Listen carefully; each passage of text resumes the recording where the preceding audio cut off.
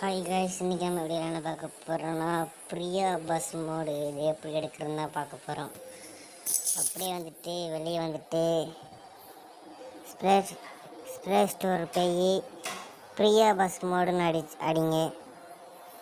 வரும் ஃபஸ்ட்டில் இருக்கிறத தொட்டு டவுன்லோட் பண்ணிக்கோங்க. நான் டவுன்லோட் பண்ணிட்டேன், நீங்கள் பண்ணிக்கோங்க. பண்ணி இங்கே அந்த பிரியா பஸ் மோடு அந்த தொட்டு மேலே மோடு இருக்கும் காய்ஸ், அதை தொடுங்க. அதை தொட்டு இங்கே டவுன்லோட் இருக்கும், அதை தொடுங்க. தொட்டு இந்த இதையும் டவுன்லோட் கொடுத்துட்டு நிறைய டவுன்லோட் பண்ணியிருக்கேன், நிறைய டவுன்லோட் பண்ணுறேன். இது டவுன்லோட் ஆனதும் அப்படியே வந்து கேமுக்குள்ளே வந்துடுங்க. வந்து இந்த கடைசியில் மோடுன்றதை தொட்டு